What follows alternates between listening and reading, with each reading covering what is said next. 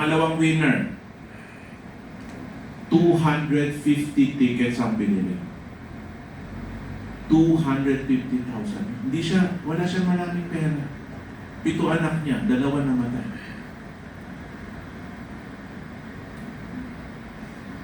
Diba? Everyday nagbebenta lang siya ng produkto, kahit saan.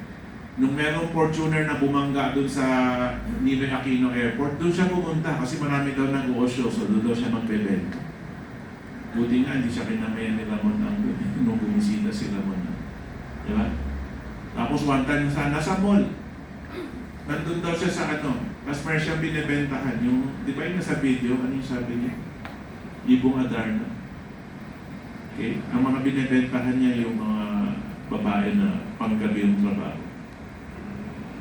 Sabi niya, kasi sir, kailangan niya yung produkto niya. Kailangan niya yung juicy cookie.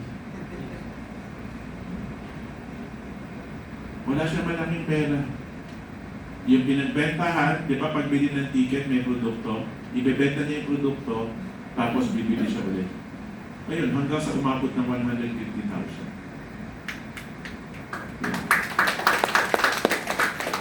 Okay. 250 pala. Ang ticket, 1.6 lang. 250 kanya.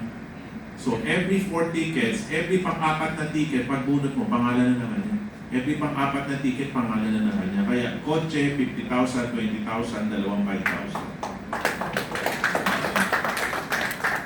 Alam mo kung yan ay gagawin to ni Legendary. No? Magpapakas-pakas kayo, bibili kayo 300 ticket. I'm sure, merong major prize na mapupunta sa Legendary. Yes. Kung hindi man kaya gawin ng isang tao, ay di gawin ng 30 na tao. Tama. Tama? Kasi at the end of the day, kung lahat pangarap, lahat magdarasal, wala naman effort. Saan ka makahanap rapol? Pagbili mo, may produkto na, ibebenta mo yung laman, bibili ka lang ulit. Di ba? Meron nga ako post kanina eh. Di ba? Sabi ko, ito yung perfect Christmas gift. Bumili ka 500, yung laman, ipanregalo mo, yung ticket, sa'yo na. Tama, alam mo naman yung ticket, ibigay mo rin. Pag may manalo siya ng kotse, tama mo naman nun. Niregalo mo ticket, pati produkto, tapos siya nanalo kotse. Diba? O gusto mong isugal yung buhay mo, bumili ka 500, yung ticket yung ipanregalo mo, yung produkto sa'yo. Pero syempre, pag kayo pinagbigyan mo yung nanalo, iyak ka. May kotse siya, ikaw wala. Pero kayo bumili ng ticket. Diba? Yung swerte mo, pinamigay mo ba? Am I making sense? Hindi ako nandito para magbenta ng ticket. Pinapamukha ko lang sa inyo yung obvious. Ang obvious, merong simpleng paraan para magkakotse. Ba't di mo ginagawa? Ba't bumili kayo sa ticket, tapos parang feeling mo, pabigat pa yung produkto na nakuha mo? Naku po, sinong bibili ng oh my wife? Eh wala naman ako planong bumuti.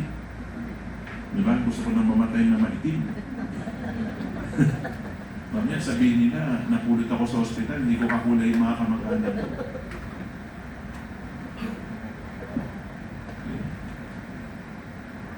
So kung iniisip mo, mahirap ibenta yung produkto na kasama, bakit nakabenta ng 250,000 worth si Alex? Ba't nabenta niya lahat? Kasi hindi siya bumibili ulit ng ticket kung hindi niya nabibenta yung laman. Diba? Kung hindi niya nabibenta yung kasamang produkto. So that's just the simplest way na mapamukha ko sa inyo na hindi nyo ginagawa yung pwede nyo gawin.